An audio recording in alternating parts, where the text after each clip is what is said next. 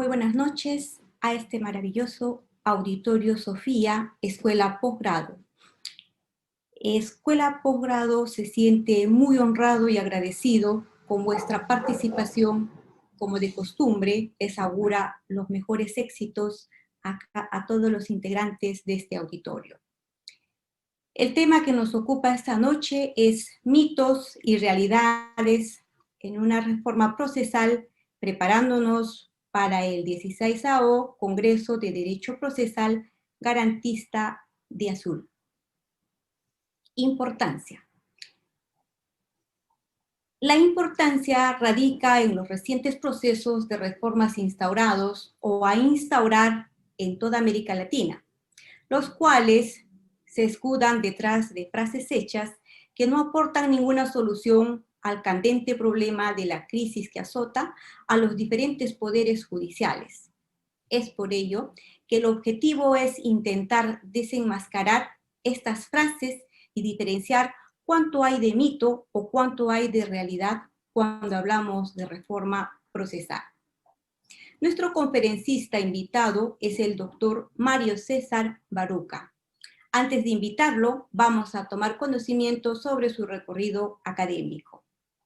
Él es abogado, magíster en Derecho Procesal, doctor en Derecho, a su vez es es magistrado del Poder Judicial de la provincia de Santa Fe.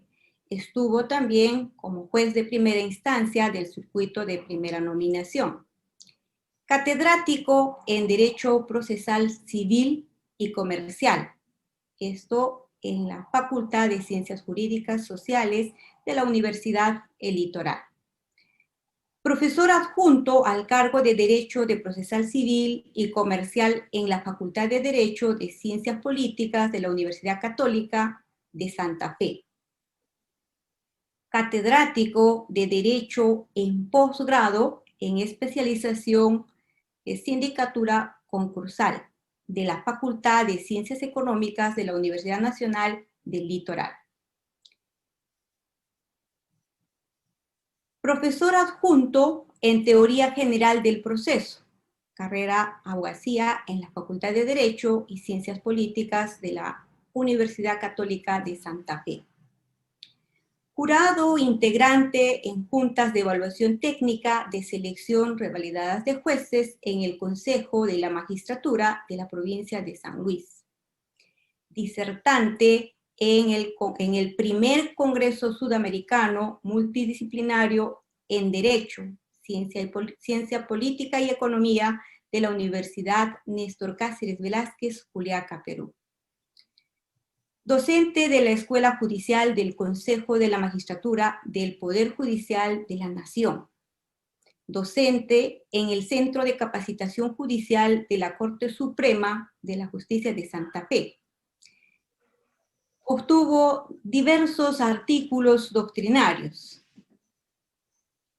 Conferencista nacional, internacional y local.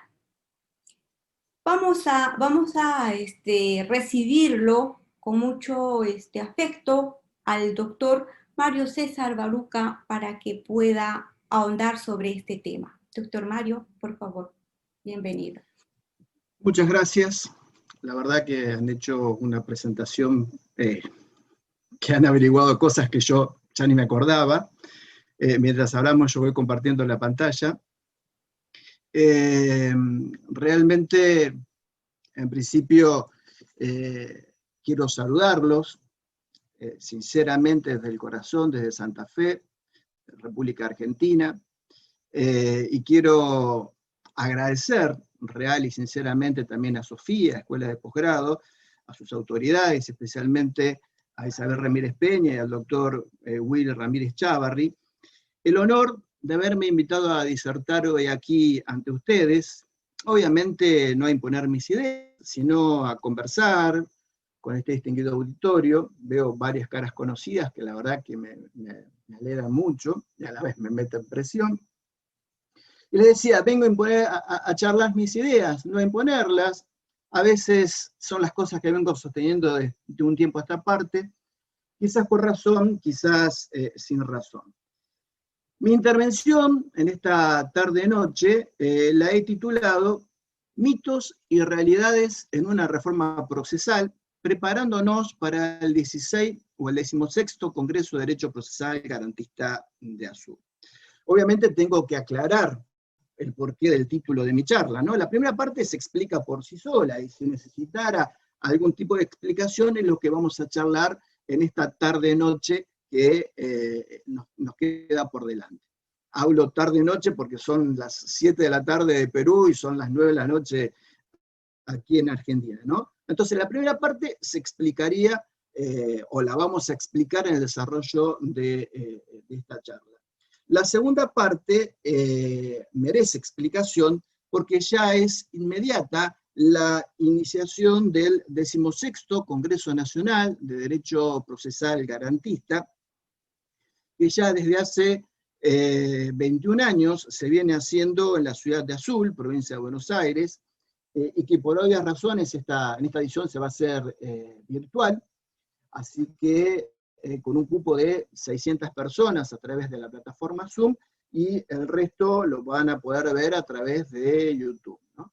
El título, como se ve del Congreso, es Las reformas procesales en Iberoamérica, análisis crítico desde la óptica del sistema dispositivo acusatorio, tema que tiene directa incidencia con lo que vamos a charlar hoy en esta tarde-noche, ¿no? Obviamente en el Congreso disertarán profesores que no tienen mi nivel.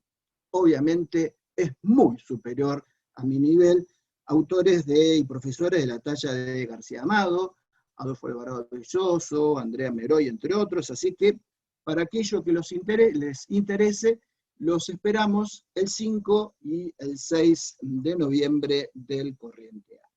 Muy bien.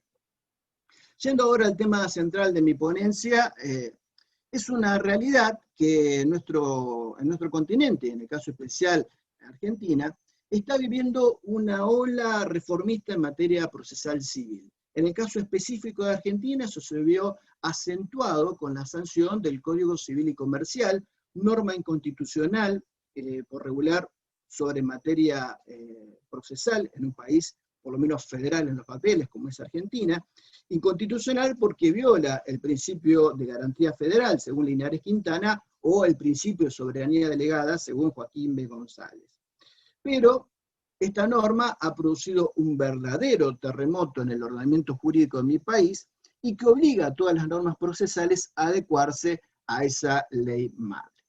Pero esto no solamente ocurre en Argentina, sino que ocurre en el resto de los países de la región, que están ocurriendo o han ocurrido reformas a las leyes procesales. Como dijimos, en los últimos años en América Latina ha experimentado un proceso muy intenso de reformas, especialmente en materia de justicia criminal, que han transformado muchas de las características de los sistemas judiciales de los países que la conforman, ¿no?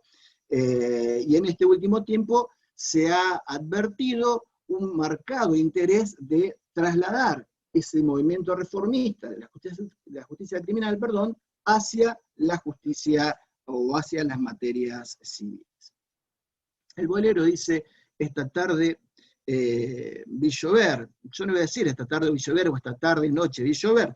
Tampoco les dije lo vengo a adoctrinar, ni mostrar soluciones mágicas, ni siquiera la verdad real. Solamente le quiero mostrar qué es lo que se está gestando, qué es lo que se está queriendo imponer, lo que incluso lleva a repensar el rol del derecho procesal en la actualidad, ¿no? Intentaré exponer mis ideas, los tics, como se dicen hoy en día, para que ustedes saquen sus conclusiones. Si de allí ustedes sacan alguna idea para manejar algunas otras alternativas, la tarea de mi parte está totalmente cumplida.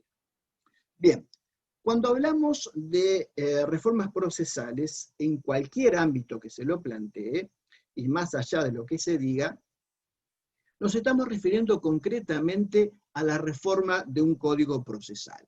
Y entonces, un código. Según la Enciclopedia Jurídica OMEVA, un código es producto del fenómeno de la codificación. Significa la promoción de una legislación científica para reducir a una unidad orgánica, en un solo cuerpo legal, todas las normas vigentes de una rama determinada del derecho.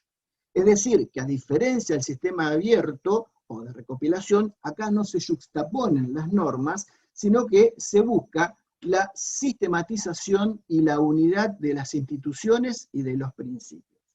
En ese sentido significa la actual codificación reducir una rama del derecho a una ordenación sistemática de reglas legales. Y un código de procedimiento civil es un cuerpo de leyes que, de modo coherente y sistemáticamente ordenado, regla la forma, el contenido y la eficacia de los procesos y procedimientos en materia civil. Y reformar, según el diccionario de la Real Academia Española, significa volver a formar, a rehacer y, en su segunda acepción, modificar algo, por lo general, con la intención de mejorar. Por ello es que cuando se decide reformar un código, se deben tener presentes estas premisas. Un código es un todo sistemático, con base científica, si no sería una recopilación de leyes. Si se quiere reformarlo, es volver a hacerlo y obviamente con intenciones de mejorar. Reformar para mejorar y no reformar para desmejorar. Adolfo Alvarado Belloso siempre cuenta en sus clases o en sus conferencias que él ingresó, si la memoria no me falla, en el año 1956 a la justicia. Y ya desde esa época ya se le venía diciendo que la justicia estaba en crisis. Hoy, 64 años después, seguimos en crisis. Y evidentemente la solución no pasa solo por reformar un código. En esto yo sigo bastante a lo que viene enseñando el CEJA. El CEJA es el Centro de Estudio de Justicia para las Américas. Es una institución que depende de la OEA, que trabaja con fondos que suministra, entre otros, más allá de la OEA, el gobierno de Canadá, y que estudia los diferentes procesos de reforma de los sistemas de justicia en toda América Latina. Y que tiene una gran labor académica en todo lo que sea reforma de sistemas judiciales o mejoramiento de gestión. Después nos podemos sentar a charlar si del dicho al hecho hay una efectiva puesta en práctica de sus ideas, tal cual como se pregona. Pero lo concreto que el CEJA sostiene que lo primero que debe quedar en claro es que una reforma de justicia no pasa por establecer nuevos procedimientos, que eso es uno de los principales errores, es centrarse únicamente en la modificación de los códigos procesales, sin entender que eso es una parte de otro componente de cuestiones que deben tenerse en cuenta. Y toma como ejemplo las experiencias que se han dado en la reforma de la justicia penal, que muestran un enfoque más completo, donde se aprecian las reformas procesales como una política pública del Estado. Entonces, el primer mito es aquel que me dice que para reformar o mejorar un sistema de justicia basta con reformar un código. Lo primero que hay que convencerse es que reformar un código un código procesal, mejor dicho, es una política pública. Todo debe ser pensado en clave de sistema. De un sistema donde el código es parte y renovar ese sistema es una cuestión de política pública. Miren, durante mucho tiempo he jugado al fútbol, ahora colgué los botines. Bueno, he corrido detrás de la pelota y los más malos de mis amigos dicen que en realidad la pelota pasaba cerca mío, ¿no? Pero lo cierto es que durante años yo he sostenido, y lo vengo diciendo, que por más que me ponga la camiseta 10 del Barcelona, yo no voy a ser Messi. Es decir, que por más que yo ponga en funcionamiento la mejor norma procesal, si no tengo una estructura adecuada, esa norma se convertirá en letra muerta y todo estará condenado al fracaso. Hace un tiempo atrás, en Rosario, en un seminario de cómo hacer la justicia civil más simple y eficaz, una gran amiga mía y conocida por ustedes, como es Andrea Meroy, daba una conclusión certera. Si se quiere hacer una reforma de todos los componentes del sistema de justicia, el código será lo último que se va a reformar. Y en ese orden, me animo a sostener, sin temor a equivocarme, que todas o casi todas las reformas procesales encaradas o a encarar solo se han detenido en eso, en reformar la norma procesal, como si eso fuera un bálsamo mágico que todo lo cura, la alquimia que nos permitirá conquistar el mundo. Tras el establecimiento de un sistema de justicia, hay, o debiera haber, un conjunto complejo de objetivos de política pública de alta importancia social, que no siempre se hacen explícitos o a veces directamente no se explican y se corre el riesgo que se olvidan. Y acá utilizamos el concepto de sistema de justicia precisamente para ver que hay un juego de arreglos institucionales que exceden el Poder Judicial y los procedimientos que aquí se utilizan, por más relevantes que sean. Por ello, resulta relevante al momento de discutir una reforma a la justicia civil, determinar cuáles serán los objetivos que se busca cumplir como política pública. Una política pública debe comprender una serie de intereses de importancia social que permitirán guiar y definir los procesos de reforma que se quieren llevar a cabo. Entonces, cuando hablamos de objetivos y de objetivos de política pública, en realidad hablamos primariamente de 4 objetivos. El primero, los objetivos vinculados al debido proceso. Luego tenemos los objetivos vinculados al acceso de justicia. En tercer lugar, los objetivos vinculados al uso eficiente de los recursos públicos. Luego tenemos los objetivos vinculados en cuanto a la seguridad y al correcto funcionamiento del sistema económico. Entonces, los invitamos con Axel a empezar a recorrer someramente cada uno de estos objetivos para tratar de entender qué es lo que hay que tener en claro cuando se decide encarar la reforma de un sistema de justicia civil.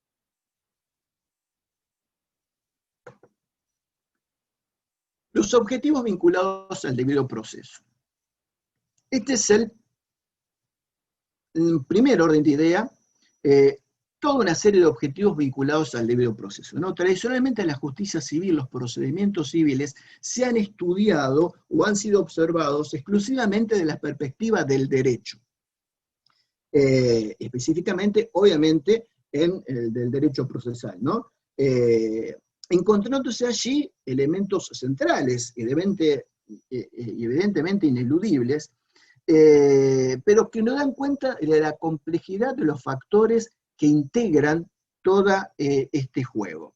La introducción del debido proceso conlleva considerar diversas garantías, tales como la imparcialidad del juzgador, la independencia, el plazo razonable, el derecho de defensa, todo lo que Adolfo nos enseñó cuando nos dice que el proceso, como lo hemos concebido y como es realmente, es nada más y nada menos que el debido proceso, independientemente de qué materia de juzgamiento estemos hablando.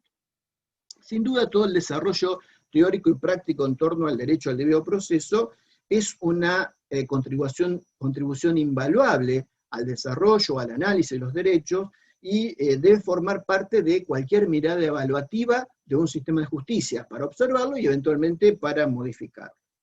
No obstante, desde una perspectiva de política pública, como lo que hoy le estoy proponiendo, el tema no se debe agotar así. Ocurre que hay casos en los cuales no hay conflicto entre las partes, por lo cual las consideraciones principales a analizar debieran, mejor dicho, centrarse en cuestiones de eficacia y de eficiencia, y dejar el debido proceso como una válvula de escape que permita accionar esas garantías ante el evento de que surjan determinados conflictos.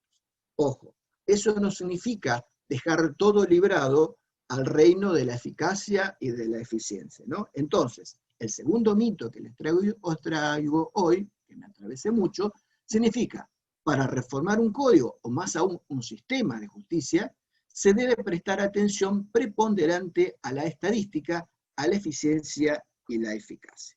Esto es un mito. Ya vamos a explicar. No obstante ello, y prestando atención al caso,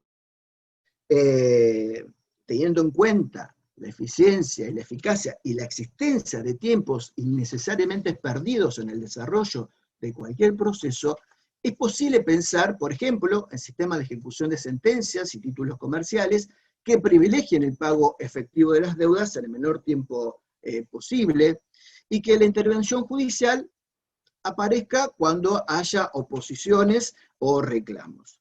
También existe un espacio, o puede existir un espacio, para tramitaciones sencillas e incluso automatizadas a través de procesos informáticos sin una intervención judicial de forma directa.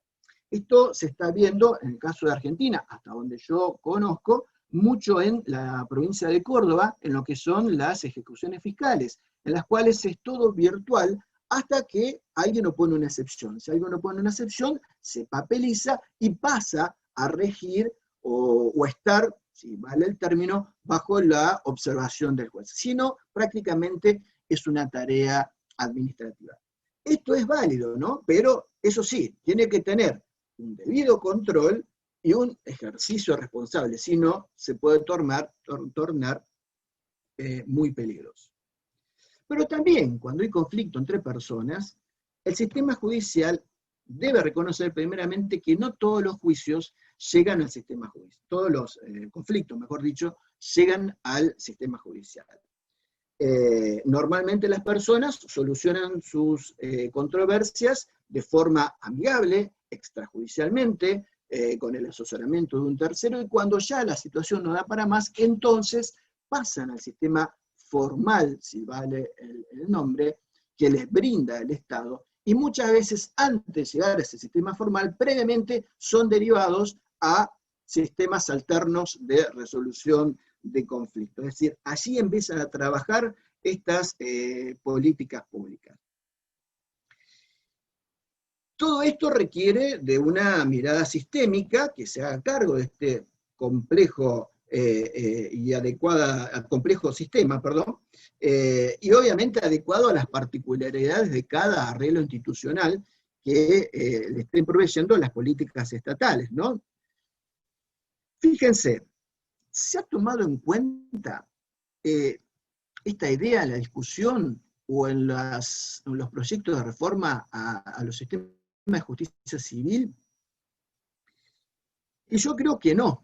Todas las discusiones se han centrado en el establecimiento de nuevos procedimientos, predominantemente orales y uniformes, ¿no? Por ello es relevante revisar el estado actual de los sistemas de justicia en la región, ¿no?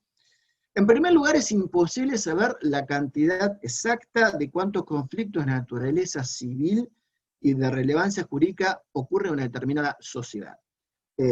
Porque, como ya dijimos, no existe una obligación de ir derechamente al sistema formal de resolución de conflictos. Entonces, las diferencias que se presentan en las tasas de litigiosidad entre los distintos países se puede ver a que existen diferentes números de conflictos o que haya una tendencia desigual a llevar esos conflictos a las instancias formales de resolución. Por eso no es posible afirmar que un país es más conflictivo que otro observando la tasa de litigiosidad. En cualquier caso, debemos ver entonces que esos asuntos de justicia civil no llegan todos a los estamentos formales, y a esos tipos de asuntos se deben sumar otras tramitaciones administrativas que son buena parte de cobranzas de deudas monetarias que ingresan a los sistemas de justicia. La proporción de asuntos de juicios ejecutivos, de asuntos ejecutivos en la región es bastante heterogénea. Obviamente va a depender de cada país de acuerdo a las características propias de cada uno de los sistemas judiciales, pero en varios países esto sobrepasa el 50%. Una estadística de Chile del 2017 tenía que alrededor del 70% de lo total de casos de conocimientos ingresados al sistema de justicia formal, un 84% eran medidas preparatorias, de ese 70%, la mayoría eran medidas preparatorias de juicio ejecutivo, con lo cual se llegaba a la realidad de que había un 84% de materia ejecutiva en discusión. Más del 10% de los casos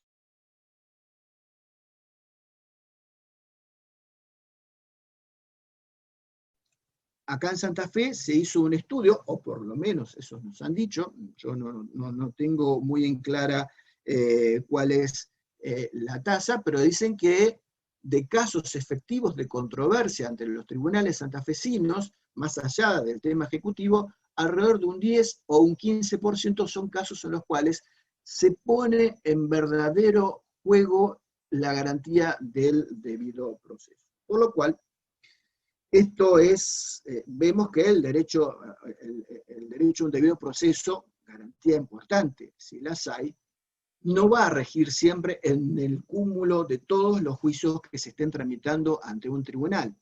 Pero para llegar a esa conclusión, debemos tener un buen estudio de base que permita concluir que efectivamente en ese gran porcentaje no ha habido o no va a haber controversia. La discusión sobre el tipo de procedimiento que debe aplicarse para la resolución de los casos judiciales debe darse teniendo presente esta realidad. Esto se traduce entonces en una realidad: hacer un buen diagnóstico de la situación que se quiere reformar. Como todo noticiero, ampliaremos. Es una realidad y un título. Vamos a otro objetivo. Los objetivos vinculados al acceso a la justicia.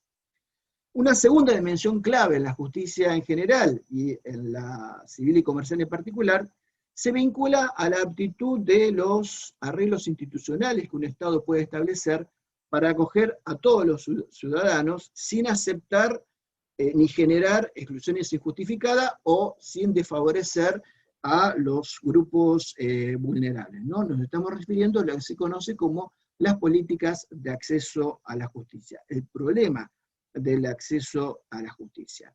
Obviamente que en esto hay que tener en cuenta, y me voy a apurar porque si no me va a comer el león, esto hay que tener en cuenta que esto no significa que el acceso a la justicia es para todos los asuntos que se están tramitando. Algo ya vimos, todos los conflictos no todos terminan en el Poder Judicial, pero el Estado a través de sus políticas públicas puede empezar a implementar ciertos desincentivos para que todas las presentaciones de conflictos no terminen en el tribunal. No habría tribunal que aceptara que todo pasara por el tribunal, ni sociedad que aceptara un estado de litigiosidad de tal alto nivel. Dentro de esos desincentivos figuran como hacer parte a las partes en proporción de ciertos costos que llevan la tramitación de estos procesos, ¿no? Lo que conocemos como las tasas de justicia. O si derivamos como materia previa antes de llegar a los tribunales a medios alternos, que las partes se hagan cargo de los costos que insume una mediación o un arbitraje, ¿no? La lógica de estos cobros, es que las personas que reciben un beneficio con litigación internalicen esos costos, entonces de esa forma evitamos la litigación oportunista o cuyos costos excedan sus beneficios probables.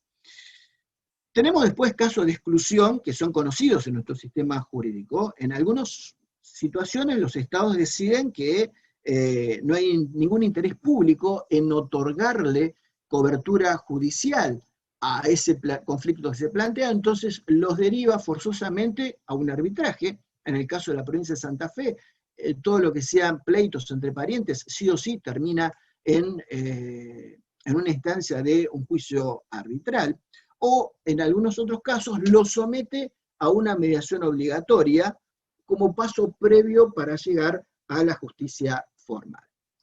Hay que tener muchas veces cuidado con esto, ¿no? Porque la mediación judicial previa, obligatoria, puede llegar a convertirse en un obstáculo para llegar a la justicia, ¿no? Yo doy, por ejemplo, en el caso de Santa Fe, si alguno ha visto en alguno de estos videos que estamos haciendo con Adolfo por distintos lados, yo me quejo que uno de los grandes problemas que tenemos es el alto costo de la mediación judicial y que no da resultados, con lo cual se ha convertido más que en una instancia para tratar de solucionar un conflicto, en una instancia administrativa previa más para llegar al tribunal. Y ese no es el fin buscado por el legislador cuando se instauró esa mediación.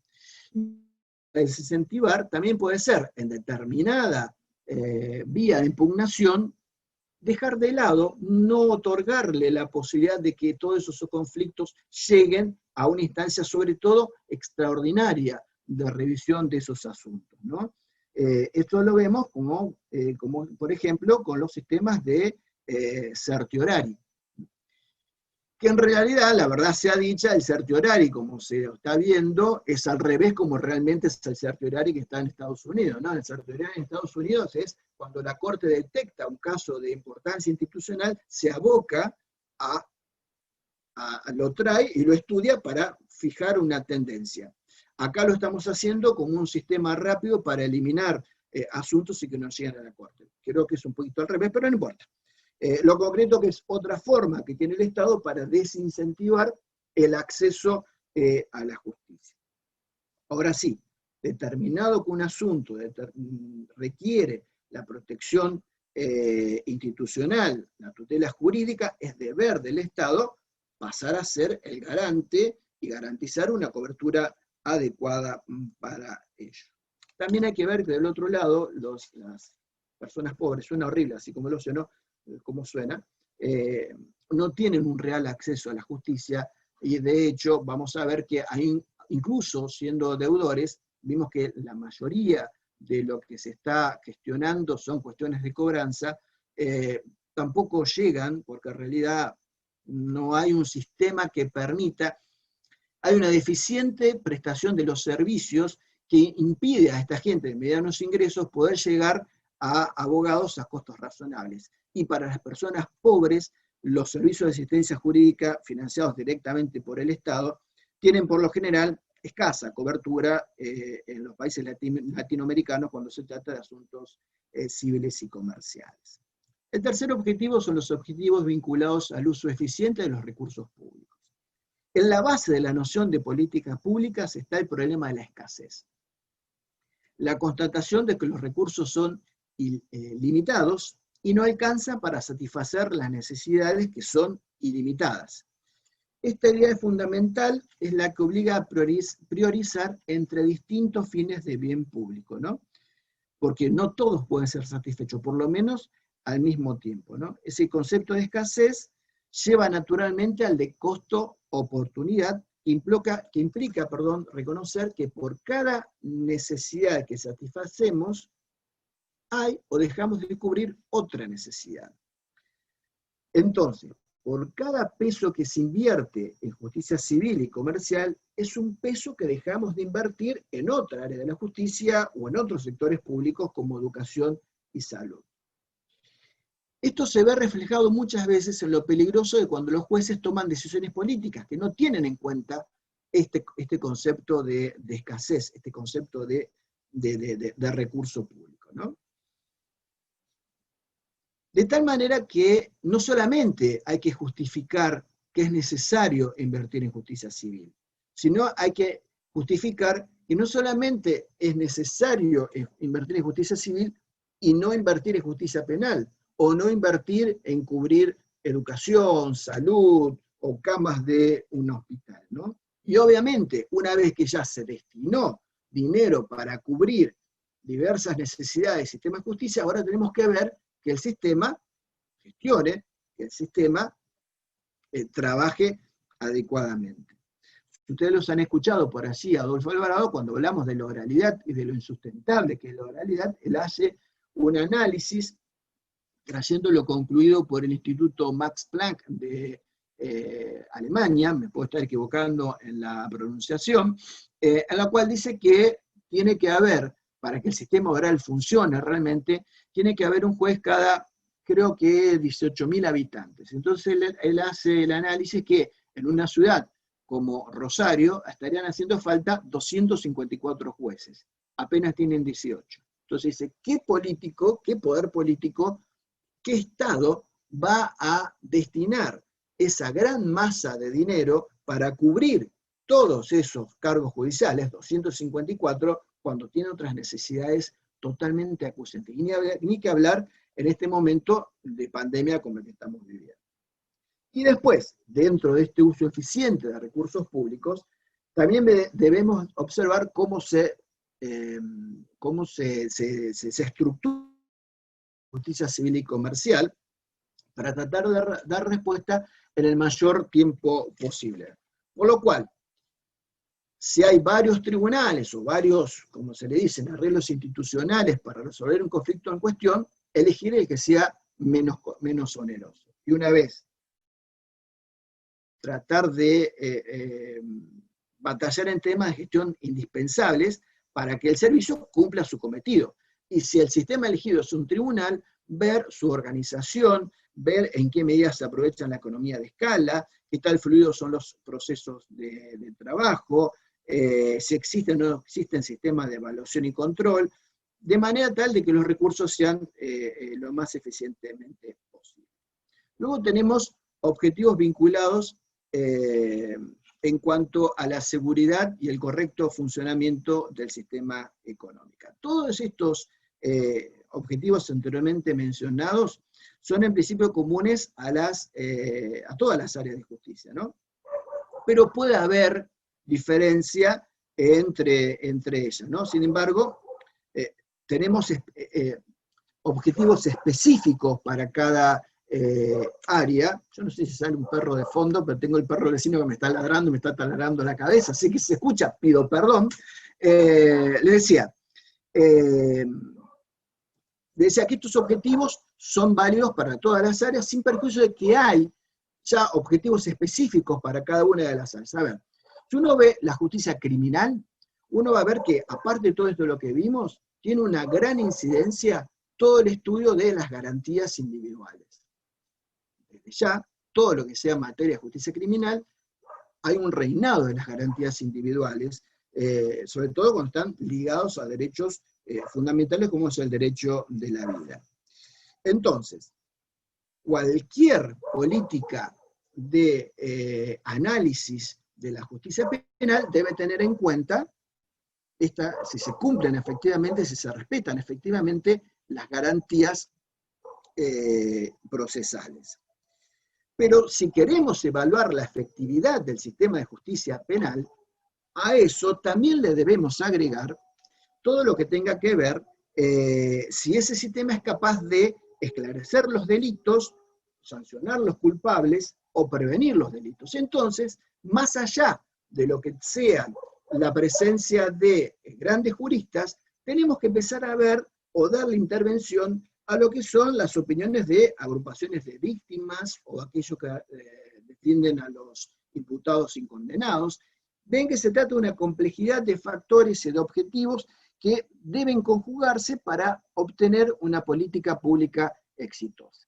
Esto también sucede en la justicia civil en general. Si uno ve la justicia de familia, no solamente tenemos que garantizar el debido proceso, sino también tratar de garantizar, sin convertirse en un asistente social de lujo, tratar de garantizar que haya una adecuada protección a las relaciones de familia y obviamente a la protección de la niñez y de los vulnerables. Y lo mismo pasa con la justicia del trabajo, en lo cual, más allá de estos objetivos grandes, macros que estamos expresando, tenemos también que buscar y evaluar cómo funcionan las políticas de relaciones laborales, la protección de los trabajadores o la lucha contra el desempleo. En el caso específico de la justicia civil, lo que se busca a través de su establecimiento es lo que en el derecho se conoce como la seguridad jurídica, que en términos económicos se traduce en reducción de los llamados costos de transacción. La seguridad jurídica es el atributo del sistema legal, que otorga confianza a los ciudadanos respecto del contenido de los derechos que le asisten, así como de que es posible exigir el respeto de los mismos a través de alguna vía institucional proveída al efecto. Es un ida y vuelta, ¿no?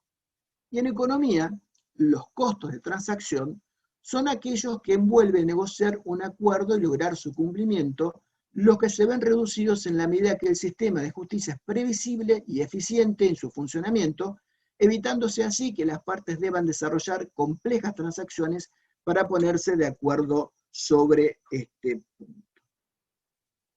En tal sentido, el sistema de justicia no actúa solamente resolviendo los conflictos de manera actual, sino que da una especie de interpretación a los derechos sancionados por el legislador en una forma concreta. Las leyes me lo hacen en forma abstracta, y acá lo hace en forma concreta. Y sobre todo, marcando cómo se van a resolver los conflictos que lleguen a su conocimiento, ¿no? La justicia, cuando es previsible, desalienta la litigación oportunista. Porque los sujetos van a tratar de litigar en aquellos asuntos en que sabes que le van a dar la razón, y van a tratar de no litigar en aquellos asuntos que saben que no le van a dar la razón. Si los fallos entregan un tipo de información que únicamente sabe quién es ganador o quién es perdedor, si se tratan de decisiones que no generan jurisprudencia, o sea, certeza que se va a repetir el futuro, el efecto preventivo se reduce o desaparece. Entonces así aflora la litigación oportunista. Y esto es lo que ocurre cuando hacemos prevalecer la eficacia y la eficiencia para obtener un mayor número de sentencias únicamente para cumplir con las estadísticas. Pero no solamente la incertidumbre en el contenido de los fallos alienta la litigación oportunista, sino también en cuanto al contenido que tiene cada uno de los fallos. En el contenido que en ellos se hace una asignación de recursos poco eficiente. A ver, si ustedes ven que determinados jueces o un tribunal o la conducta de los tribunales es que cuando hacen la evaluación de los daños y perjuicios de un accidente es menor a lo que ocurre realmente en el mercado, vamos a tener una avalancha de juicios de ese sentido. Y a su vez, si es menor la tasa que se está fijando de interés, obviamente los demandados van a tratar de dilatar el desarrollo del proceso total, les sale más barato pagar el juicio que sacar un crédito y pagar la obligación hoy en día. De allí que se dice que generalmente para que haya una justicia eficiente se debe perseguir objetivos económicos más que sean como si llegaríamos en el mercado, como si la solución no hubiese pasado por tribunal, sino que se hubiese solucionado en el mercado. Miren, acá en el auditorio está mi colega, uno de mis colegas de cámara, somos tres, acá hay uno. Los dos venimos del ámbito profesional, y siempre discutíamos con el otro integrante de la cámara, que viene de carrera judicial, con el tema de los daños y perjuicios, son los cuales, ¿qué tasa de interés se debe aplicar? ¿Si la pasiva o la activa? Con un excelente argumento jurídico, nuestro colega decía que debe aplicarse la tasa pasiva. Y nosotros le sacamos el argumento de la calle y dijimos, mirá, con la tasa pasiva, las compañías de seguros uy, qué poco jurídico que estoy, dilatan el proceso hacia adelante. Tiene que ser tasa activa para que realmente sientan que si no cumplen el término, el juicio no va a terminar. Y nos terminó reconociendo que esa era realmente una situación a tener en cuenta. También puede haber otros objetivos económicos más específicos para justicia civil, como es en el caso de la class action para los sistemas de consumo. Esta cuestión de igualar a los contendientes más allá de los contratos y juntar a mucha gente, de esa manera nosotros tenemos que el vendedor se puede abstener de aplicar conductas abusivas, porque sabe que si no después va a tener un pleito muy grande con todos los consumidores, y si así todo lo hace, saber que la vía de reclamación va a abarcar una gran cantidad de gente, producto y gracias a la existencia de esas class actions. Otros objetivos posibles son, perdón, me adelanté, otros objetivos posibles tienen que estar con, o tiene relación, mejor dicho, con la existencia hoy en día de los mercados altamente globalizados, ¿no? Esto es una situación completamente nueva para los estados. La jurisdicción ha pasado a ser un bien en competencia, ¿no? Desde el momento que ya las partes no solo pueden elegir entre arbitraje o tribunal, sino también entre tribunales de distintos países, ¿no? Esta es la consecuencia del mercado global que estamos viviendo. Esto no está reservado únicamente para grandes contrataciones internacionales, sino para el consumo diario en Internet. De hecho, hoy se dice que es más importante la contratación en la contratación internacional la selección de la jurisdicción que la ley aplicable. De allí que los estados intentan mejorar o construir sistemas de justicia eficientes para que no se le vayan los asuntos y vean disminuida su soberanía, y obviamente dejar de intervenir en situaciones que son totalmente innovadoras, ¿no? Incluso en el ámbito interno, la justicia civil que opera mal genera una serie de distorsiones en todo el sistema.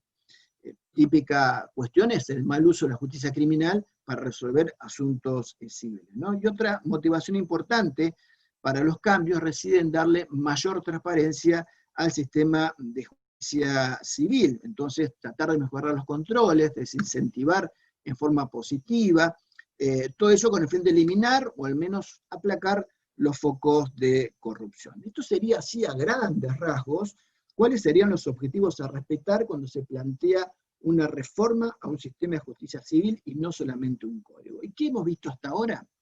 Hemos visto una loca carrera para ganarle tiempo al tiempo, ¿no? Rindiendo culto al dios eficacia, al dios eficiencia, y entonces comenzamos a reformar normas, acortando plazos, posibilidades probatorias, cargando mayores deberes al abogado, sumándolo en una locura, ¿no? Pero siempre partiendo de este punto. Mayores poderes para los jueces. Entonces acá tenemos un mito y una realidad. Todas las reformas parten de la base que el proceso es un mal social y que todo debe ser regenteado por el juez. Darle mayores poderes al juez. Pero está demostrado desde hace más de 60 años, y me quedo corto, hace más de 100 años que no es la solución. Y entonces desatamos en toda América Latina esta ola y queremos bañar todo con la oralidad, confundiendo una regla de procesar, como es la oralidad, con la solución de todos los problemas que aquejan el sistema de justicia civil. Entonces encontramos otro mito. La oralidad soluciona todo. Todavía resuena en mi cabecita loca las palabras de Tarufo, cuando lo trajeron a dar una charla acá en el Salón de Acuerdos de la Corte Suprema de Justicia de la provincia de Santa Fe, para hablar de las bondades del proyecto que se estaba gestando, en lo cual es casi todo, o se propugna todo por la oralidad, y de buenas a primeras, don Michele se despachó con esto. Ni la escritura es la culpable de todos los problemas, ni la oralidad la solución para todos ellos. Y es así. Y a lo mejor la solución está simplemente en cambiar el método de notificación, por ejemplo, o una verdadera digitalización de los expedientes, porque para tomar una eficaz decisión y solución hay que ver realmente dónde están los problemas para después analizarlos, verlos y analizarlos, ¿no? Y esto es lo que pasa, ¿no? Esto es algo que ya dijimos al principio de la intervención. Miren, el otro día salió un conversatorio con Adolfo que hablamos de oralidad y proceso, y ahí yo recordaba mis comienzos estudiantiles en el 83, cuando empecé a estudiar la carrera de abogacía, que estaba la trova rosarina, que nos hacía bailar y cantar en distintos lados, y un integrante de ellos era Silvina Garré, que tiene un tema hermoso que se llama Diablo y el alcohol, y en una partecita dice esto: no existe ningún punto de partida si no se sabe bien a dónde ir. Si yo no tengo un verdadero diagnóstico real, certero, acabado de la situación, no se puede reformar nada. A lo sumo, reformar para que nada cambie, o sea, un verdadero gatopardismo. Quiero implementar la oralidad, o mi fin último y primordial es acercar a la justicia a la gente. ¿Qué quiero? ¿Con qué cuento? Y entonces llegamos a conclusiones como la de el que en su momento era secretario de Justicia de la provincia de Santa Fe, que escribía esto en una revista del Foro de Práctica Profesional, que son todos abogados litigantes, que decía, desde la ciencia, no lo vamos a leer porque si no me lleva mucho tiempo, ¿no? Pero él decía que no podemos hacer cualquier reforma tratando de mejorar el descrédito, la imagen pública del Poder Judicial, o de tener como único objetivo reducir drásticamente la utilización de cualquier tipo de fórmula para bajar los índices de litigiosidad o las estadísticas en la resolución y terminación de causas. Y que se deben mejorar otros elementos para lograr la tutela judicial efectiva más allá de la sentencia, ¿no? Y sí, sostenía esto: se impone tener presente que cualquier proceso de reforma debe involucrar la cuidadosa ponderación de la función del abogado y de las condiciones en que debe ejercer dicho insoslayable servicio legal. Entonces, no es posible que la premisa principal del cambio pase por reducir el índice de litigiosidad o la lentitud del trámite de los procesos, ya sea a cualquier costo o mediante la tercerización o privatización de áreas de la incumbencia abogadil. Es decir, todo proceso de reforma de un sistema de justicia civil debe partir de tener el abogado como eje del sistema, más en todas las reformas o en sus momentos es al revés, es el juez el centro del universo. Entonces tenemos otra realidad. Toda reforma debe tener en cuenta el ejercicio de la profesión de abogado y desterrar la idea del juez bueno versus abogado malo. Uno de los ejes centrales de la reforma es el reforzamiento de las facultades de los jueces. Todo lo que había dicho antes, cuando hace el proyecto de reforma, puso esto y tiró por la borda todo lo que había dicho, y esto es algo que se ve en todos los proyectos de reforma que están pululando por América Latina o que incluso ya están sancionados, ¿no? Debemos tener en claro que lo que hay que definir primeramente, que no basta solo con reformar un código, que hay objetivos de política pública que vemos que hay que respetar, y lo que estamos viendo hasta ahora, que lo único que se está buscando es uniformar, lo único que se está buscando es procedimientos orales uniformes por todos lados. Me gusta así rescatar la opinión de un profesor, el doctor Julio Loz, profesor también de la Universidad Católica, que en esta misma revista publicaba esto. Esto sí lo voy a leer porque me interesa. Desde hace un tiempo el derecho es utilizado como instrumento de la política. Por el contrario, no vemos que la política se ponga al servicio de los derechos. Vemos que al momento de la determinación de las prioridades ya no nacen, como lo hacían en el pasado, de reconocer los clamores sociales por parte de nuestros representantes, sino que por el contrario son ellos quienes nos imponen qué es lo que nosotros necesitamos. Esto ocurre la mayor de las veces con desacierto. La relación es a la inversa. Es el proceso y los derechos fundamentales quienes obligan y delimitan las políticas legislativas de un gobierno, porque de permitir la permeabilidad de estas sobre aquellas, permitimos la ocurrencia del fenómeno de la politización de la justicia y la judicialización de la política. Tengamos de acuerdo que cuando se quiera reformar un sistema procesal, un orden procesal, el código es lo último que se debe retocar. Se debe saber cuál es la política del poder administrador que tiene prevista para la materia judicial, y una vez terminado ello, ahora sí, armo la estructura, la logística necesaria, la infraestructura, para recién después normar sobre el procedimiento. Es como el técnico de fútbol, ¿no? El técnico piensa en un equipo de fútbol, primero qué esquema va a poner en la cancha, y después comienza atrás hacia adelante. El arquero, la defensa, el medio, la delantera. Acá es lo mismo. ¿Qué política como gobierno pretendo para el Poder Judicial? Y luego echamos manos a los instrumentos con que puedo contar. Entonces encontramos otra realidad. No se puede reformar usando únicamente la estadística. La estadística es el arte de faltar a la verdad con los números. Si mi compañero come un pollo y yo no, para las estadísticas los dos comimos medio pollo. Y yo sigo con hambre.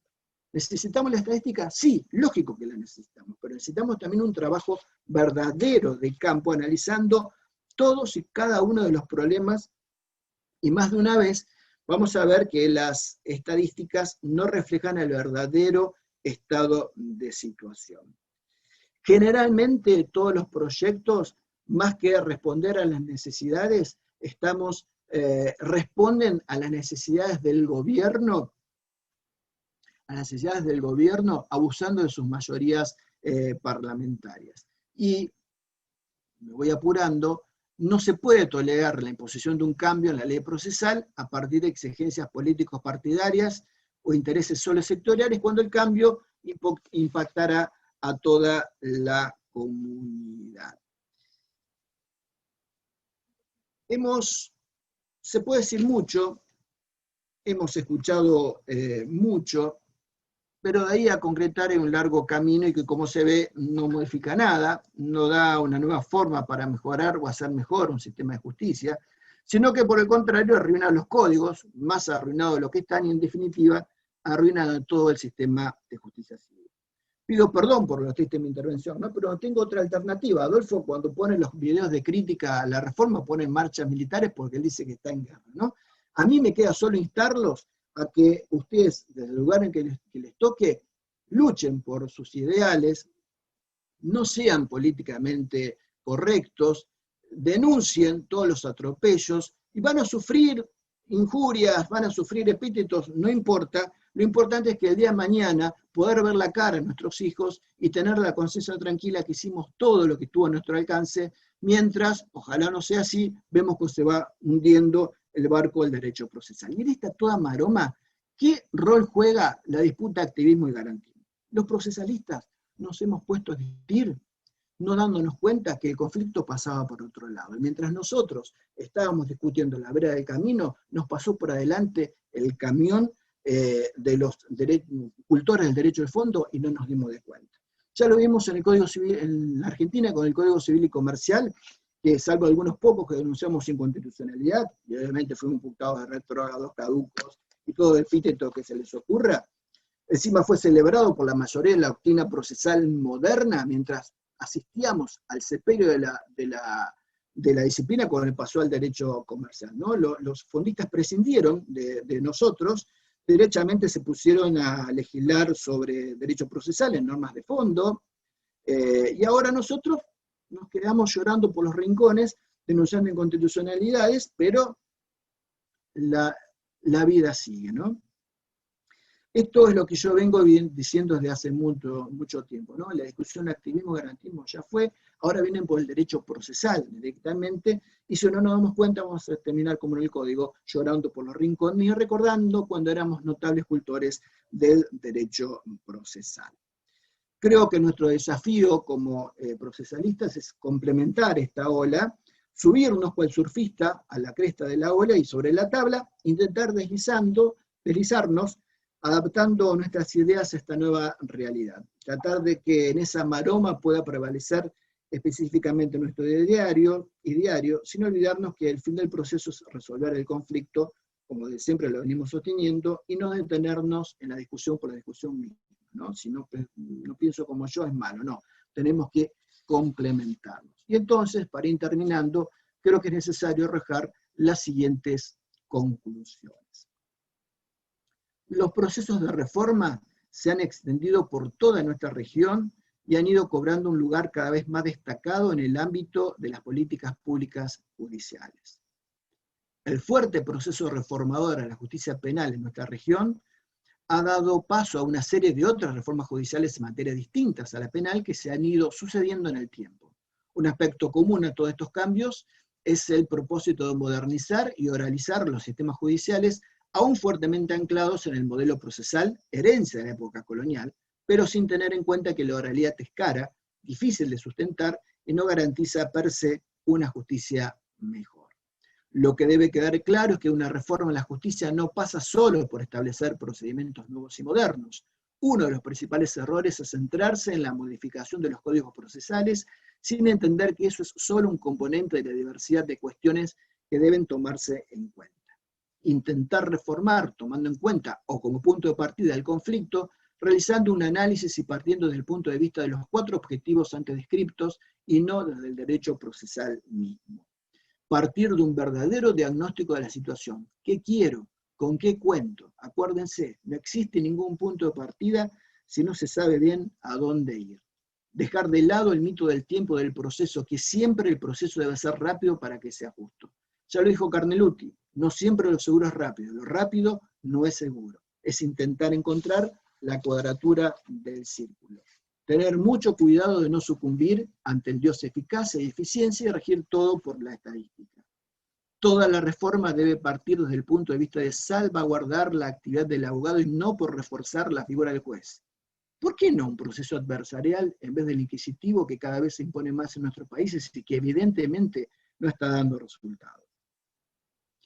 Ir dejando de lado la discusión entre activismo y garantismo. Debemos preservar el derecho procesal. Tengamos en cuenta que un derecho procesal serio, científico, es ni más ni menos que un derecho procesal garantista. Y desde la punta de la ola reformadora, intentar bañar toda la reforma con nuestro ideario. no sumirnos en discusiones estériles. El objeto del proceso es resolver conflictos y hacia allí debemos dirigirnos. Si logramos tener en claro todo esto, podremos mejorar nuestro sistema de justicia y entonces, así, poder ponernos la camiseta y ser Messi. Muchas gracias por su atención, espero no haberlos aburrido.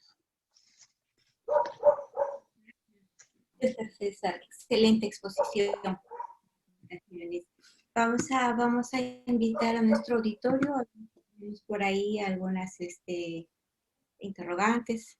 No sé. No, excelente, excelente, felicitaciones, felicitaciones. No hay preguntas. Parece que no. Buenas. ¿Me permite formular una pregunta? Claro. Buenas noches. Buenas noches, adelante. Sí. Bueno, primero quiero agradecer por brindarnos esta oportunidad de capacitarnos y también felicitar y agradecer al profesor, al expositor. Le estoy hablando desde Perú, la parte central de Perú, Huancavelica.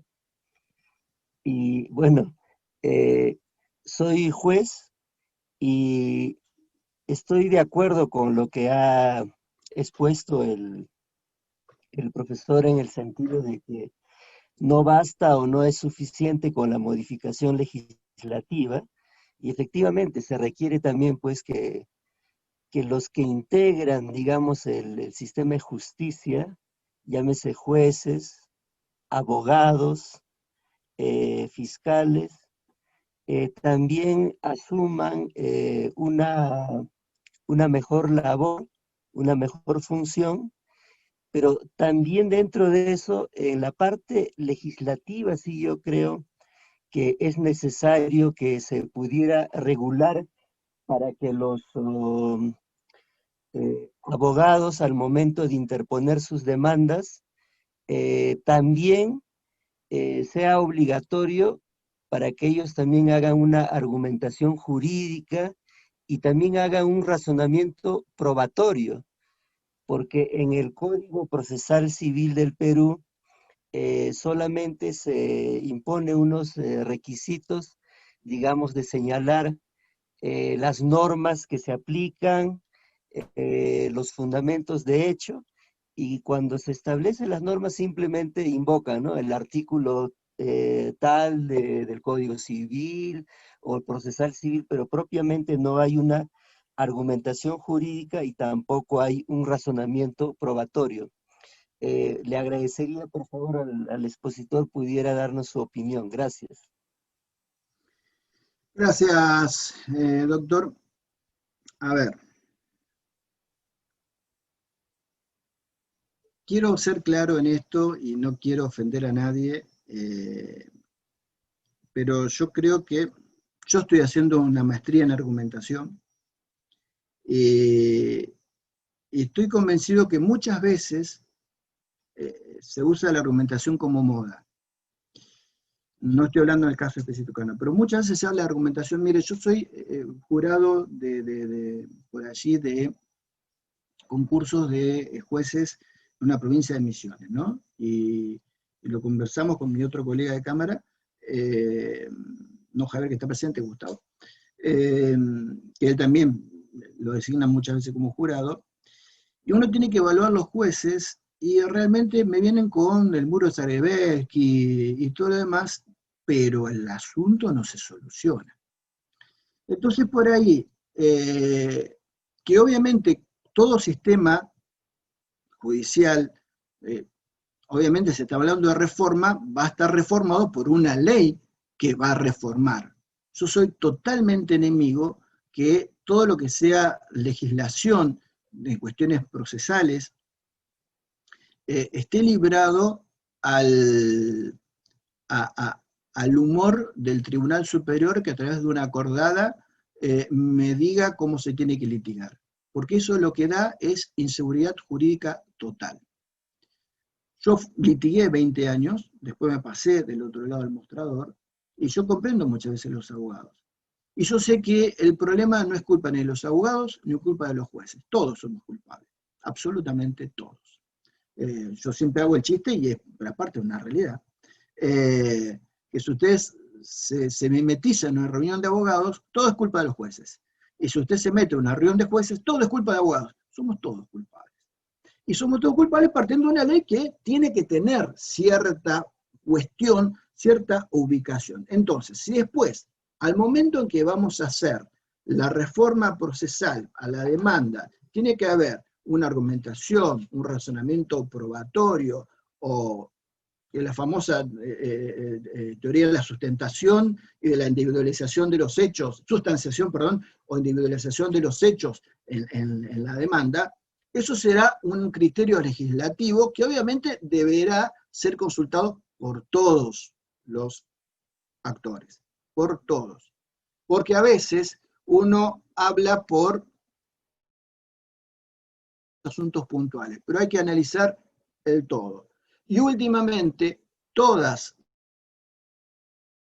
reformas que yo estoy viendo están hechas por jueces. Y si no están hechas por jueces, tienen una fuerte incidencia de los jueces, que muchas veces los abogados, y en esto ya hablo acá por Santa Fe directamente, por una cuestión política totalmente válida, terminan apoyando cuando en realidad se están perjudicando ellos. Acá se quería, y ahora está ahí un proyecto en el cual el abogado tenía que saber 10 procedimientos distintos. Y que de esos 10 procedimientos, algunos podían ser variados por decisión de la Corte, que sea bueno, o del juez interveniente, que sea, no, esto no va a ser sumarizo, va a ser ordinario. Arréglense. Es difícil, es difícil. Entonces, lo que me pregunta el doctor Espinosa,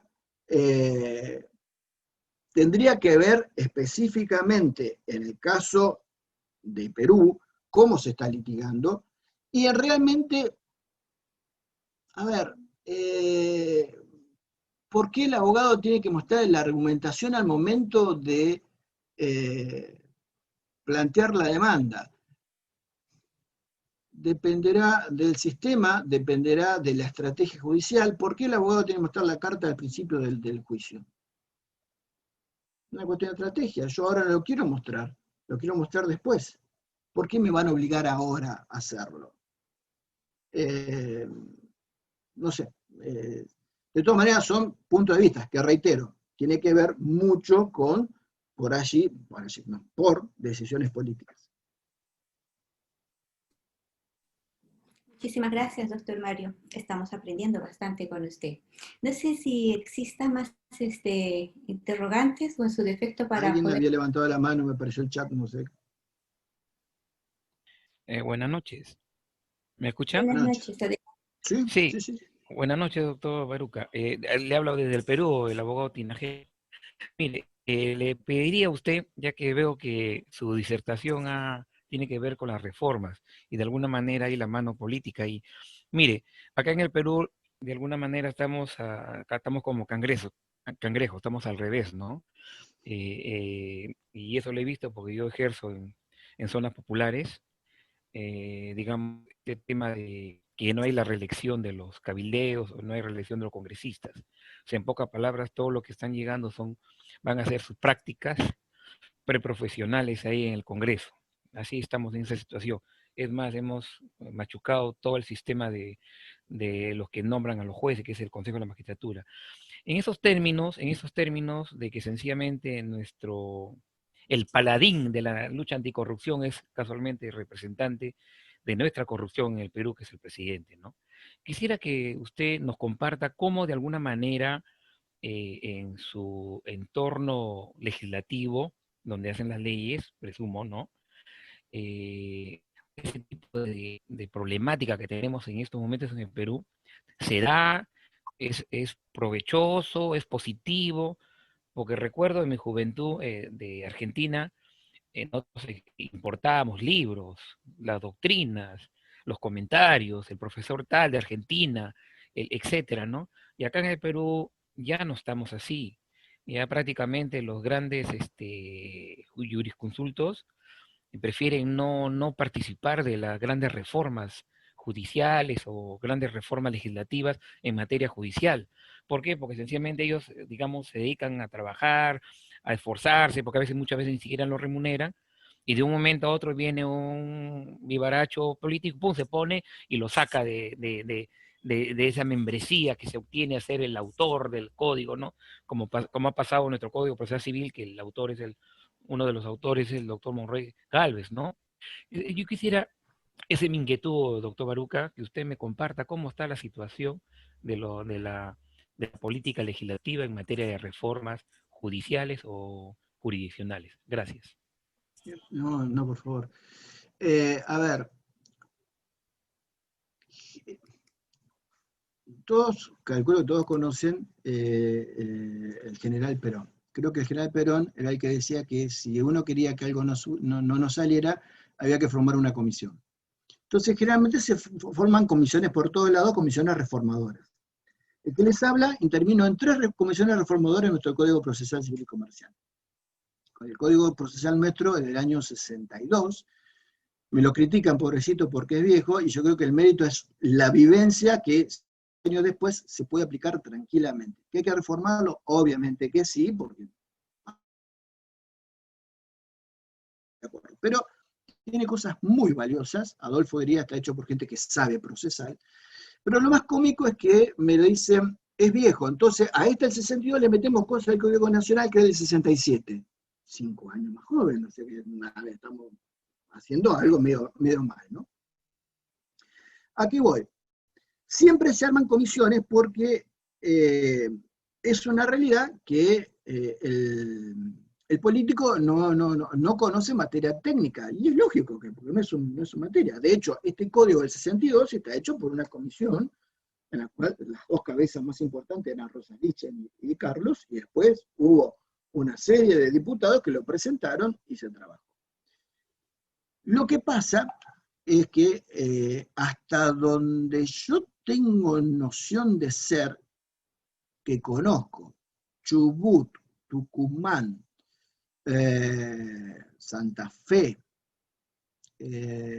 Mendoza, me estoy olvidando, no tengo muy claro Neuquén, son todas comisiones que se han hecho de jueces, abogados, representantes académicos, bajo el amparo de la legislatura. Entonces el proyecto no es de una sola facción política, sino que es de toda la legislatura. El tema por ahí es que estamos juntando el agua con el aceite, entonces no puede salir algo bueno, porque son por ahí intereses legítimos, esto no estoy hablando mal, pero evidentemente que el abogado tira para su lado, el juez tira para su lado, el académico da su visión académica, que es totalmente distinta a la visión práctica, con lo cual lo que se obtiene por ahí son, hay un profesor acá santafesino, en terreno, perdón, que se llama Ángel Moya, Angelito, le decimos Angelito, que cuando habla del Código Civil y Comercial dice que es un código eminentemente cristiano, porque lo que hizo una mano no se enteró la otra. Entonces uno ve unas contradicciones así que son imposibles. ¿Por qué? Porque era una gran comisión que hizo, se juntó todo, y esto que yo les dije en mi charla, que un código debe ser una unidad de sistematización y organización, es una ensalada espectacular, pero tenía 3 cabezas visibles muy importantes y una fuerte decisión política a ponerlo en marcha. Entonces, para ponerlo en marcha, tiene que haber, reitero, una fuerte decisión política. Cuando llega el gobierno del ingeniero Macri, se genera un sistema, un programa, perdón, que se llama Justicia 2020, en la cual era todo un sistema de estudios, de mejoramiento, y en una de las patas de 2020 era el Código Procesal Civil y Comercial, y todo el proyecto de oralidad. Y entonces se quiso imponer, de hecho se impuso, protocolos de oralidad en distintas provincias, en lo cual si las provincias aceptaban ese protocolo de oralidad, recibían no el subsidio, la financiación para poner en marcha. Entonces aparecieron protocolos de oralidad en Santa Fe, en Rosario, en Misiones, protocolos que iban no con base legal, sino generados por la propia Corte, que generan un código paralelo. Obviamente yo estoy totalmente en contra, y las consecuencias se están viendo ahora. Y siempre dije lo mismo. ¿La Corte se va a declarar inconstitucional la propia norma que hizo él? No, con lo cual tenemos totalmente ya una violación infernal del derecho de defensa. Entonces, ¿qué es lo que estamos viendo? Y este 2020, ¿qué es lo que hizo? Generó en la última etapa del gobierno del ingeniero Macri un proyecto de Código Civil y Comercial. Cambió el gobierno y esto quedó en el cajón de los recuerdos, con lo cual todo lo que sea una reforma, todo lo que sea la implementación de un proyecto, debe tener la primer pata y debe tener una real conciencia el legislador que lo quiere hacer de qué se enfrenta. Trabajar en este tema de reformas procesales es ingrato. Es ingrato. Nunca va a poner contento a todo el mundo. ¿Está? Pero yo soy un convencido que para hacer una reforma, hacer un código nuevo, en el caso de Santa Fe, tiene que ser una sola persona que se encierre, ya sabemos todo cómo pensamos, y después se pone, se acabó. Si no, ya le digo, terminé en tres comisiones, la última me enojé y me fui, porque veía que era más de lo mismo, no llegábamos a nada, y no se llegó a nada. Tuvo media sanción en diputados el proyecto, pero realmente, miren, ahora se reflotó otra vez, no sé si estoy contestando a lo que me preguntaban, pero ya les cuento nomás, se reflotó otra vez el proyecto, ¿no? Hubo un cambio de color político acá en Santa Fe, entonces se preguntó a ver si se apoyaba. Lo volví a estudiar y descubrí esto. La oralidad es para hacer más rápido. Un proceso, si se sigue a rajatabla los plazos, de acuerdo a la oralidad, un juicio tarda 165 días. El proceso actual, escrito de este código viejo del 62, si se sigue a rajatabla los plazos, tarda 102 días. Tiene 60 y pico de días más rápido el proceso escrito al que es viejo y quieren reformar. Entonces tenemos este sinsentido, y la verdad que el legislador eso no lo sabe. Compran lo que le dicen, porque no lo sabe, y es lógico que no lo sepa, no lo estoy criticando, porque es imposible que sepa. Porque si sabe todo, no sería legislador. Esa es la otra cuestión. Muchas gracias, doctor. No, por favor. Muy amable. Un privilegio acá desde Perú haberlo escuchado Bueno, esta noche. Un gusto conocerlo, muchísimas por lo gracias. menos a través de la línea. Buenas noches. Muchas gracias. De todo corazón, muchísimas gracias, doctor. No, Isabel, gracias a vos. Gracias a vos. Vamos a invitar al doctor, a nuestro director de SOFIE Escuela Posgrado, doctor Willy Ramírez, para que él pueda hacer la clausura de este evento y a su vez, como de costumbre, de pronto hay que acotar un poquito. Doctor Willy Ramírez, por favor. Muchísimas gracias, Isabel, por el pase. Nuestro más sincero agradecimiento y reconocimiento al señor doctor don Mario Baruca de la hermana República de Argentina, quien nos acaba de dar una brillante exposición sobre los mitos y las realidades en una reforma procesal. Bueno, en el Perú ya estamos hace algún tiempo viviendo una reforma básicamente en el proceso penal. El famoso nuevo, entre comillas, nuevo Código Procesal Penal, comillas porque ya no es tan nuevo, que se ha ido implementando gradual o paulatinamente. Bueno, esto empezó en la Corte de Huaura, al norte de Lima, era una corte nueva, una corte pequeña en donde se podía ir experimentando.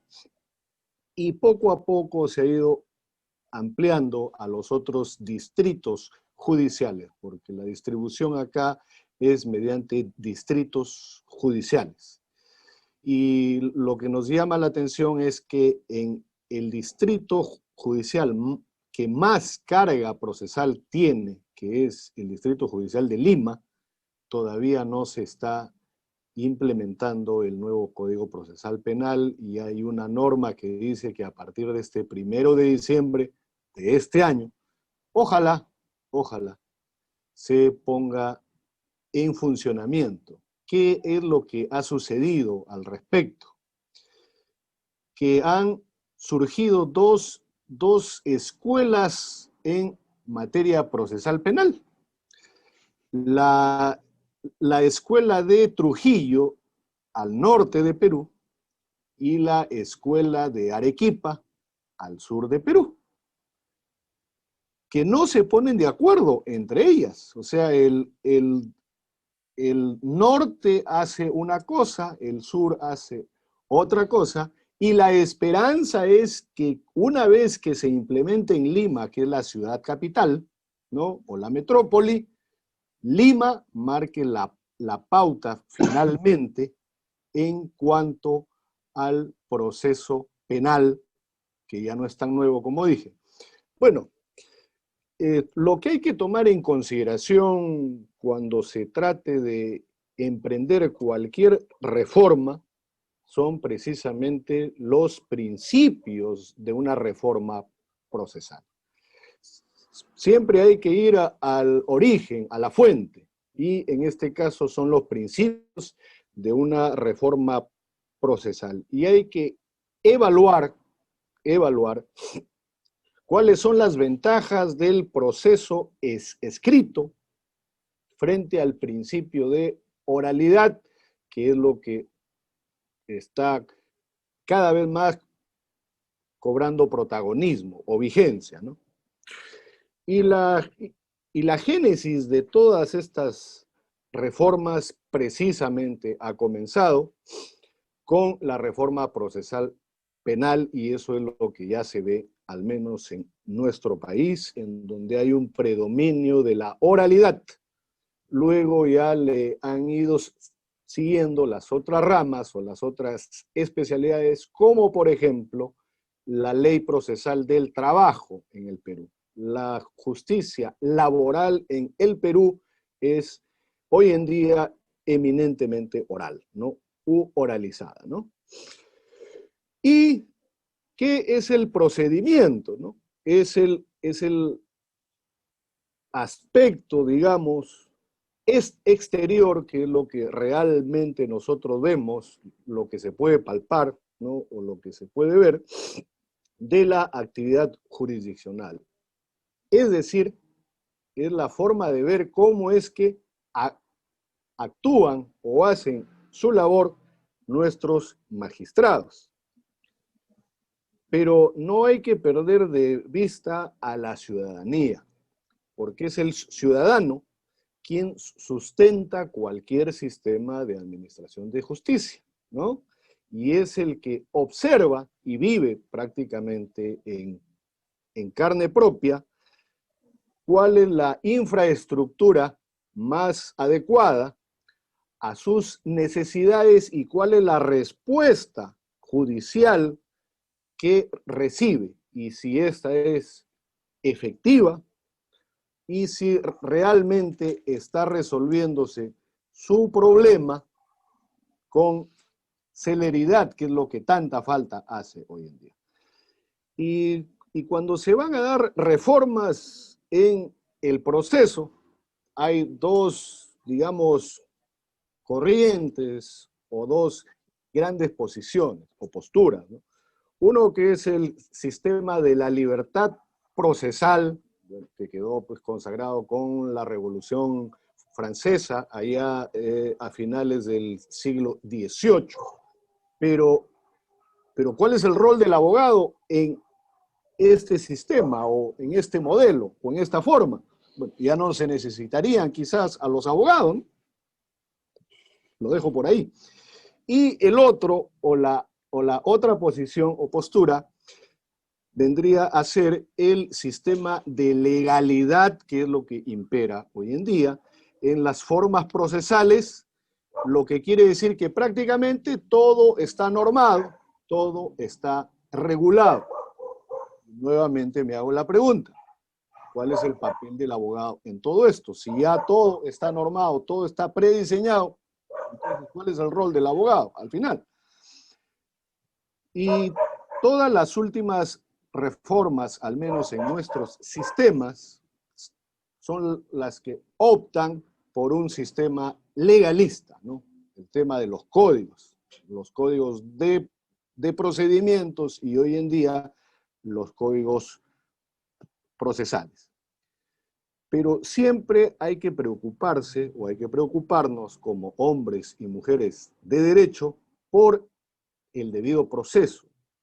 Y el debido proceso es el principio de legalidad del proceso mismo, ¿no? Entonces, la jurisdicción va a ser ejercida por el juez o por el tribunal competente, imparcial e independiente, y es el que llevará adelante ese juicio o ese proceso conforme a un procedimiento legalmente establecido, que es lo que en nuestros sistemas tenemos, ¿no?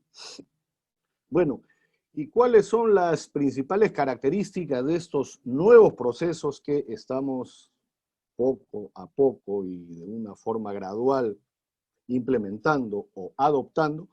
Bueno, está el de oralidad primero, ¿no? Esa sería la característica más, digamos, saltante, ¿no? Este es el eje principal, diría yo, de toda la reforma, el tema de la oralidad, ¿no? Y la segunda característica sería la inmediación, ¿no?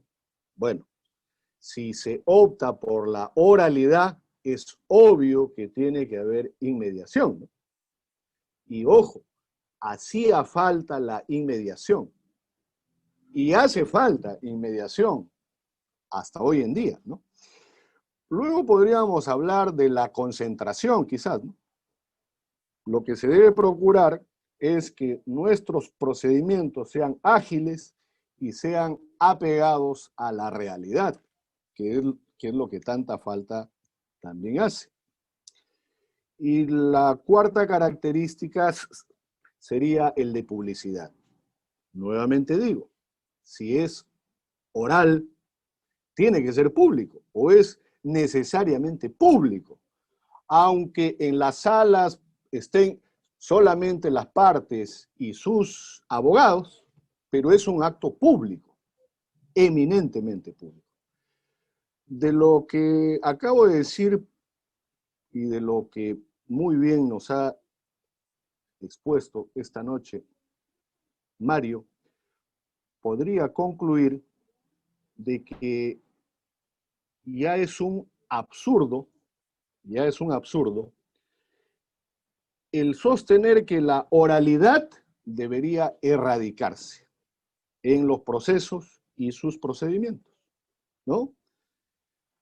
Gracias a la oralidad, el ciudadano pasa de ser un legajo, un file, un mamotreto, a ser un rostro que se puede expresar, que se puede manifestar, ¿no? Ahora, es imposible sostener que todo ha de ser oral. No todo puede ser oral, pues. Esto es imposible, ¿no? Y que la escritura ya no nos sirve como instrumento de proceso. Todavía nos sirve y nos sirve de mucho, ¿no? Entonces, la escritura tiene sus beneficios y la oralidad también tiene sus propios beneficios. Y lo que se deben hacer son correcciones a todos estos corpus lex o corpus juris, los códigos adjetivos, ¿no? Sobre la marcha. ¿Por qué? Porque no se puede poner la carreta delante de los caballos, como bien ya lo dijo Mario, ¿no? Bueno, se da la norma y ya, bueno, vamos a ver si funciona o no, ¿no? Hay que ir ajustando, hay que ir corrigiendo, ¿no? Porque lo que se busca o lo que se debe hacer en el ejercicio de nuestra profesión de hombres y de mujeres de derecho es buscar una tutela judicial realmente efectiva. Eso es lo que nos debe preocupar y eso es lo que nos debe motivar. Finalmente diré, así como decía Couture, ¿no? En el proceso, el tiempo no es oro, el tiempo es justicia. Y parafraseando al maestro Carneluti, podríamos decir que hablar y escribir no son medios equivalentes, sino más bien complementarios. Ese era mi aporte, Mario, corrígeme si me equivoco, pero eso es lo que estamos nosotros como letrados viviendo en los últimos tiempos, al menos en mi país, Perú.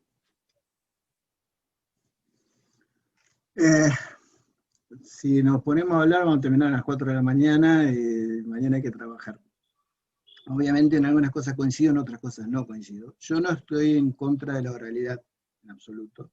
Lo que sí sostengo es que como se la presenta es insustentable. Nosotros en la Cámara estamos viendo ahora que nos están llegando los primeros juicios producto de la aplicación del protocolo de la oralidad. Y lo que nos estamos dando cuenta, y yo lo verifiqué con algunos jueces de primera instancia, es que los jueces tardan 2 meses después de la audiencia para dictar sentencia. Entonces eso no es oralidad. Eso es oralidad al servicio de la escritura, no es la oralidad. ¿Está? Entonces, está todo bárbaro en la oralidad. Yo coincido muchísimo, obviamente, pero tenemos que partir de la base primero qué estado de situación tenemos. Acá en Santa Fe queremos poner la oralidad, pero no puedo designar un juez hace 4 años a 20 kilómetros. Entonces yo para hacer una cédula tengo que prender 4 velas, hacer 5 procesiones y prender 80 oraciones para hacer una cédula. Entonces no me vengan a hablar de la oralidad si no puedo resolver esto. Entonces primero vayamos a lo más chiquitito, solucionemos eso, después vayamos a lo grande, a la justicia grande en el sentido de grandes asuntos, y quieren hacerlo oral, me parece bárbaro, pero si no, no da resultado. El adalid de la oralidad en justicia laboral, Chile, y ya no dan abasto. Yo visité el juzgado de familia de Chile, son 52 juzgados. Brillante, pero ya es un aeropuerto, es un aeropuerto. Y yo presencié una audiencia oral, una audiencia laboral, que la jueza le dictó la sentencia, ahí terminó la audiencia e hizo la sentencia. Esa es la oralidad, así tiene que ser la oralidad. Ahora, esa sentencia, y acá voy a hacer autorreferencial, en Argentina no pasa el más mínimo test de constitucionalidad. No lo pasa. Entonces, pongámonos de acuerdo qué es lo que quieren hacer. En el proceso penal tiene que ser oral, estamos de acuerdo, pero guarda, porque acá en Santa Fe es un sistema penal oral, todo bárbaro, los jueces no viven, no tienen tiempo, porque no hay repuesto, no hay designaciones de nuevos jueces. Entonces, ¿qué es? El reino del procedimiento abreviado. Todo se soluciona al procedimiento abreviado. Y los asuntos menores no aparecen más. ¿Y cuál es el problema? ¿Qué es lo que le molesta a la gente? Hablo acá ya en Santa Fe. ¿Qué es lo que molesta a la gente? Lo que se llama la rapiña. ¿Está? O sea, voy a ser crudo y duro. El choreo básico. Voy caminando, me roban el celular. Voy caminando, ¿está? Y eso no se puede perseguir porque no hay sistema que lo soporte. Entonces los fiscales, que tampoco no pueden vivir, están dedicados al homicidio, al delito complejo. Y lo otro que realmente molesta a la gente, eso se queda sin investigar. Entonces, eso es lo que yo siempre propongo. A ver, ¿qué es lo que quiero? A lo mejor la oralidad no me lo va a solucionar. Y otra cosa, la oralidad no es un principio, es una regla. Es una regla procesal, porque se dan pares bilaterales. ¿Es oralidad o escritura? Por eso yo decía hoy, ni la escritura es la causa de todos los males, ni la oralidad es la solución de todo el tema. Y la otra verdad que hay que decirlo es que ahora todos hablamos de oralidad porque el CEJA bajó la idea de la oralidad y porque el CEJA lo que trae es típico de la sociedad chilena. Esto lo dije, o sea, es horrible lo que digo, pero lo invito a ver el conversatorio que tuve con Adolfo, en el cual le doy la explicación de dónde viene el CEJA y todo lo que viene. Yo fui a hacer un curso del CEJA, o sea, yo soy un ex alumno del CEJA, no es que estoy hablando. Fui a ver de qué se trata y estoy maravillado, y una organización muy buena, y coincido mucho, y muchas de las cosas que dije hoy son del CEJA. Pero el CEJA está apuntando todo hacia Estados Unidos, porque la sociedad chilena es así. Es una característica de la sociedad chilena. Ellos miran mucho hacia Estados Unidos. Y entonces ellos están maravillados con el sistema de oralidad de los Estados Unidos. Pero guarda, el sistema de oralidad de los Estados Unidos tiene una base del Commonwealth. No tiene una base románica germánica como tiene Perú, como tiene Chile, como tiene Brasil. ¿Está?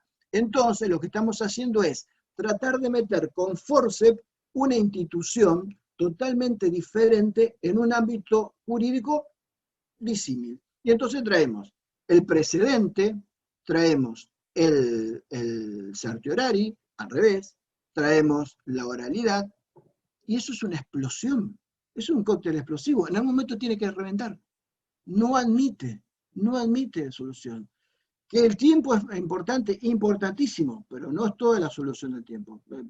Cardeluti lo dijo, encontrar la cuadratura del círculo, y lo dijo en el 36, no lo dijo en el 2020. ¿Está? Entonces esas otras cosas que yo muchas veces me revelo en este sentido. ¿Por qué es viejo? Lo vemos por ahí. No. Muchas veces, hoy Tinajero fue quien me preguntó el tema de los grandes jurisconsultos, que no quieren participar más. ¿Y por qué los denostan? Es viejo. Y volvemos a decir lo mismo con otro nombre, pero lo dije yo, está bueno, ¿está? Acá nosotros tenemos gente conocida, muy cercana a mía, que ha expuesto una teoría espectacular, muy linda, y que no es nada más y nada menos de lo que ya había dicho Eduardo Becarro en el 62 y Clareo Olmedo en el 50 y pico. Ahora le cambiamos el nombre, pero es lo mismo. Esa es por ahí mi rebelión. Pero bueno, estaríamos hablando, Dios sabe hasta cuándo. Y la verdad que esto se debe hablar en una mesa. Claro. Y en el caso, no sé si vos estás en Lima, pero me encantaría hablarlo. Bueno, me encantaría hablar en la Rosa Náutica, con un pisco, al lado del mar, ahí, pero mirá, te hago la filosofía jurídica la que quieras. Listo, te tomamos la palabra. Pero Dios quiera, ojalá, y que sea pronto. Bueno, nuestro agradecimiento reiterado a Mario Baruca, de la hermana República de Argentina, a nuestra coordinadora de Relaciones Internacionales e Interinstitucionales, la doctora Isabel Ramírez Peña, a nuestro equipo de soporte de Sofía, y esta es la videoconferencia magistral número 109, Mario. Vamos por las 109, mañana de las 110. Y nuestro agradecimiento también a los hermanos de Ecuador, Chile, México, Argentina, Panamá, República Dominicana y de Perú, que se han conectado y han participado esta noche en tan brillante conferencia. Mario, esta es tu casa y esperamos verte pronto. Ojalá sea en la forma física y en el lugar que nos has indicado. Muchísimas gracias. Muchísimas gracias por la invitación. Mañana no se olvide, a la misma hora hay una importante conferencia. Gracias. Hasta mañana. Un gusto. Chao, hasta luego, gracias.